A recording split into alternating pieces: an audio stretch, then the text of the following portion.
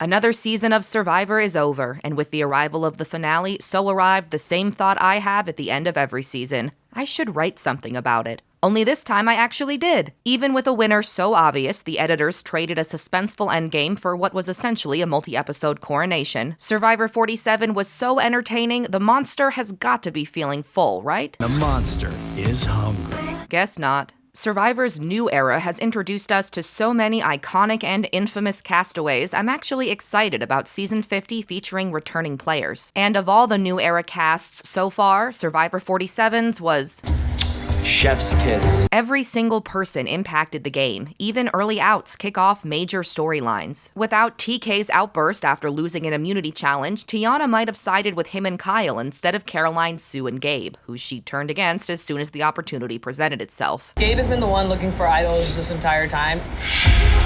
Asia was Teeny's first best friend to be voted out of the game, one of impressively many. I feel a very close personal connection with Asia. Third person voted out of Survivor 47, Asia. Keyshawn and I bonded almost immediately, so I felt like he was a cool yin to my yang. Fourth person voted out of Survivor 47, Keyshawn. That's 3, that's enough. Need to bring your torch. Saul's my #1 ally and best friend in this game. Ninth person voted out and the second member of our jury, Saul. Without John's friendship, a big part of Andy's Day 3 public meltdown doesn't happen. I'm on the bottom. I see it in their eyes when they don't. I crack open a coconut and they didn't cheer for me. They cheered for John, and as they were finishing the puzzle, I was thinking I was gonna throw him under the bus to try to stay. I just want to play the game. And then I After the Gada tribe's decision to keep Andy despite that, it seemed like they were doomed to become the new era's next terrible tribe. The Ua, Tika, Lulu, and/or Yanu of Season 47, destined to be decimated pre-merge and only spared from being the worst tribe in series history because since they don't get rice anymore, no one could sabotage their own rice supply like Jatia did in Cagayan to the Brains tribe, who, despite their name, didn't even vote her out at their next tribal council. But Gada didn't become the Ua, Tika, Lulu, and/or Yanu of Season 47. Instead, they went to 2 tribal councils. The Lavo tribe went to 2 tribal councils, and the Tugu tribe also eventually went to 2 tribal councils thanks to Rachel and Saul. No tribe was consistently weaker than the others, and no tribe had one member so strong he could single-handedly complete a physical challenge no one else could finish as a group, though Rachel and Annika came close to being the puzzle-solving equivalents. But believe it or not, the best thing about this cast wasn't how evenly they were sorted into starting tribes. It was their personalities. Even Rome's. So far, New Era Survivor has almost exclusively featured superfans, many of whom built whole chunks of their identities around liking the show. I want to be the very first head on the Mount Rushmore of the new era. Winning $1 million started to feel secondary to the experience of being on Survivor, becoming a fan favorite, or finding a friend group. When you combine that with ever-intensifying social media backlash anytime someone so much as accidentally kicks a seashell, the result is a lot of castaways who are more conscious of how they'll be portrayed, both as people and as Survivor players. But even though this season featured some of the biggest superfans yet, I'm a huge fan. Okay, here's the thing. To tell anybody else would be to blow up my spot as somebody who knows who a niche commentator of this stuff is. Right. So when Teeny approached me about recognizing me and knowing me from Rob Has a Podcast, that made me so nervous. I know that coming into this, that the likes of Mike Holloway and Ben Driebergen are not highly ranked on your winner list. Yeah. They're not, personally, right? But here you are, Challenge Beef. We all know you would be the fire maker if you needed to be. If you want my vote tonight, you really have to reconcile this. Luckily for us, the Fijian beaches were blessed with messy, unpredictable, compelling contestants who took things personally, got mad when they were voted out. Annika, need to bring me your torch.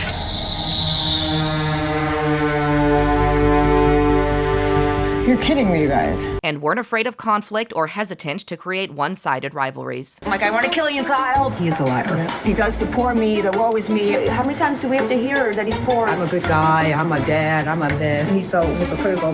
None. Having somebody who's like your typical all-American quarterback-looking guy around all the time, it's just not my thing.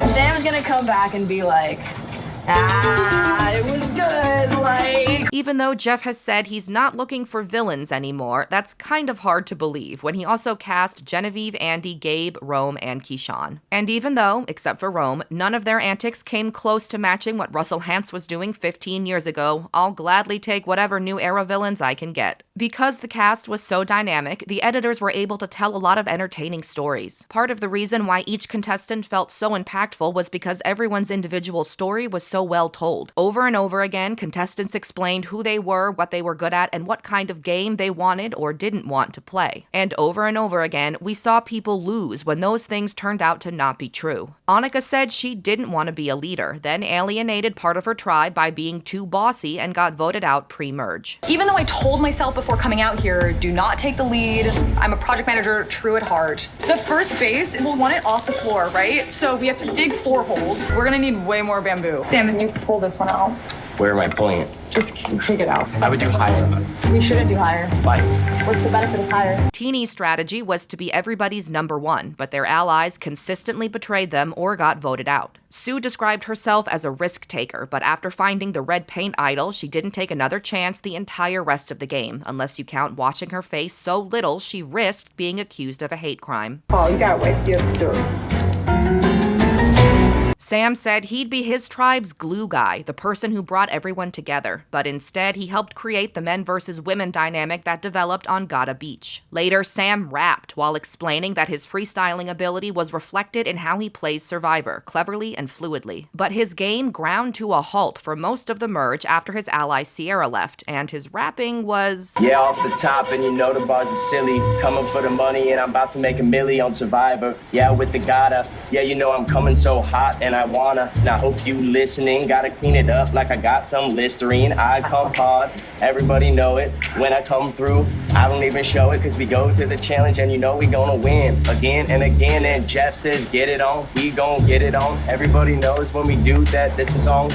But some of the season's best storylines don't fit into this structure. Sierra described herself as a tomboy pageant queen, traditionally feminine, but also not, because since her dad wanted a son, he taught her to fish and stuff. Her game mimicked her life when she had to choose between working with the Breadwinners All-Girls Alliance or joining up with Sam and Andy. Sierra sided with the men when Annika lost her vote, and also because she was always going to, even while acknowledging that she didn't trust Andy. He turned on her 5 days later and voted her out with a smile. Of course, Andy's storyline was the most interesting of all. In 47 seasons, I can't remember ever seeing another one like it. His desire to be validated and accepted is nothing new, especially among recent Survivor contestants, but the way it shaped Andy's story is unprecedented. Early on, he annoys people, like Rachel, by trying to force Ben and Kenzie-style anxiety attack-induced bonding with her. Later, Andy holds the entire Gata tribe hostage so they can applaud when he opens a coconut, and he publicly succumbs to his insecurities in one of the most disastrous debuts in series history. They don't like me.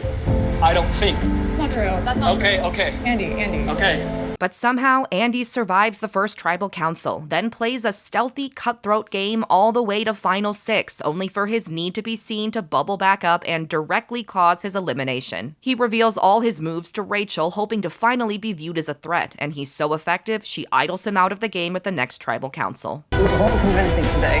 Just not the way you thought. Andy was Survivor 47's main character because his personal story most closely aligned with the season's overarching themes about finding community. Or maybe he made such good reality TV, the editors molded the season's themes around his personal story. He was petty, emotional, sloppy, and impulsive, but still excelled at the game despite also consistently getting in his own way. Everything Andy does, he should do the exact opposite of whatever he thinks is the right thing to do.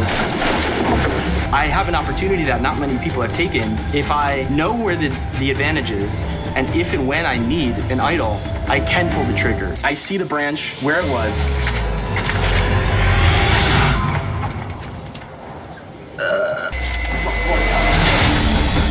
Jeff, we're in it. Our piece is out of the bag. Yep, that's on you all. Your shot in the dark fell out of your bag.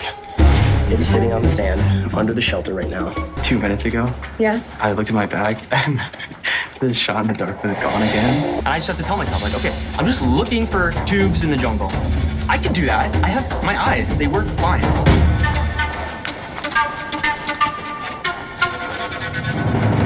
Finding an advantage could be a very, very, very beneficial thing for me.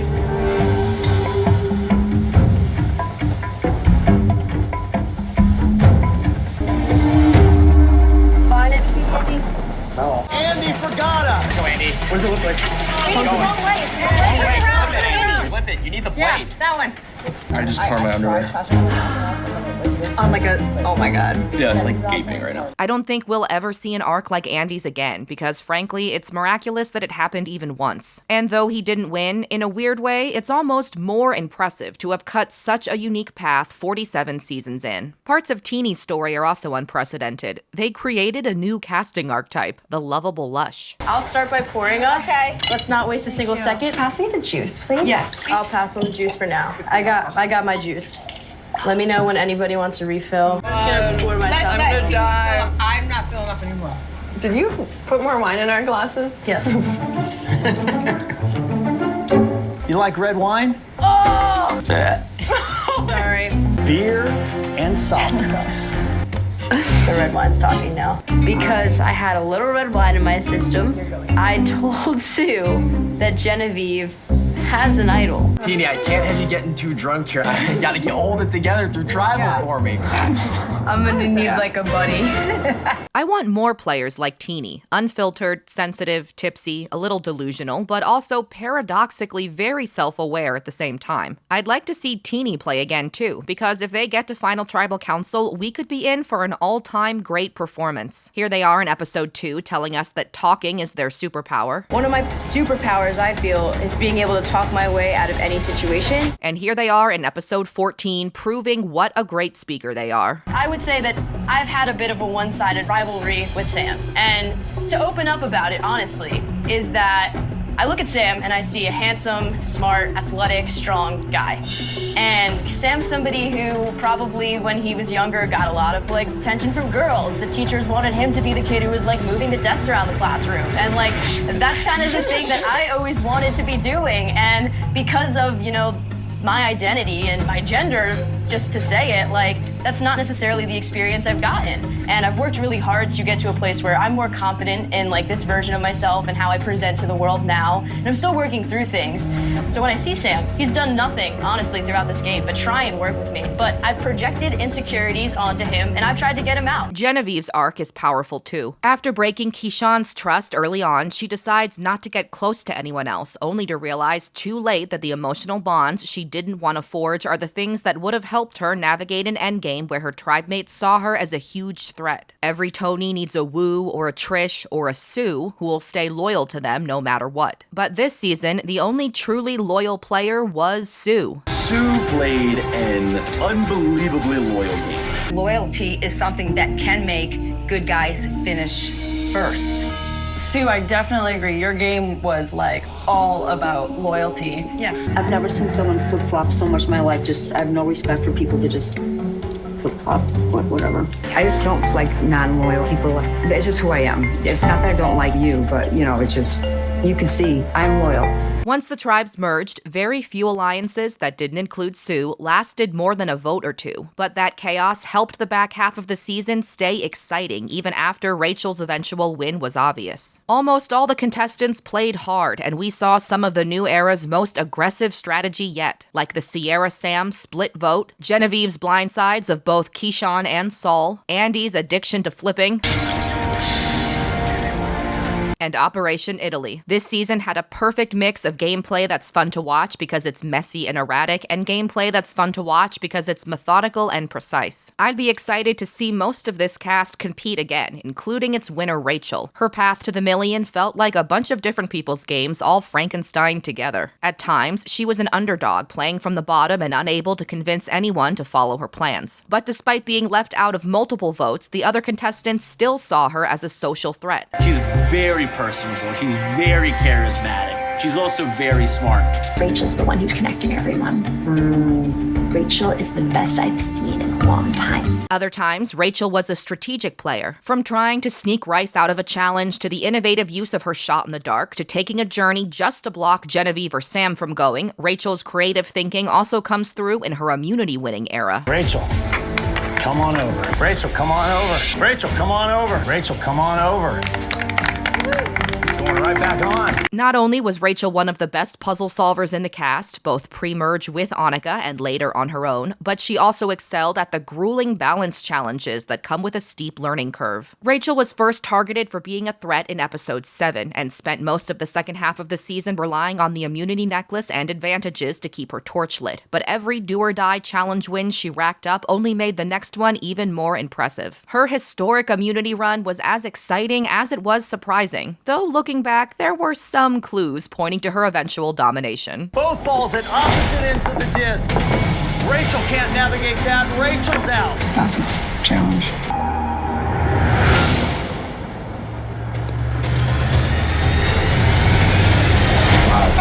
Part of the appeal of Survivor to me is that I love games. Like a lot of Survivor players, Rachel caught a few lucky breaks, and like a lot of Survivor winners, she successfully capitalized on every one. After getting extremely unlucky in a split tribe twist that grouped her with all of the remaining original Tuku members, Rachel was gifted an advantage, but she still had to use it correctly to avoid getting voted out. When she found a clue to a hidden immunity idol in her fries at the auction, she still had to complete a dangerous mission to cut the idol out of the shelter tarp. She was lucky to pull the purple rock that sent her on a journey, but it's her puzzle skills that won her the block of vote advantage. And Rachel's luckiest break was barely luck at all, thanks to a combination of her shot in the dark play, her acting skills, her genuine sadness after losing immunity, and incomplete intel about her advantages. Ahead of the final 6 tribal council, the rest of the group told Rachel they were going to vote her out for being the biggest threat, then reiterated how unbeatable she was in front of the jury only for her to save herself with her hidden immunity idol. Andy got eliminated instead, which was especially poetic considering what he'd said just 2 tribals earlier. We're not just gonna walk up to a target and say you're the target. We're trying to be more sophisticated with that and layered.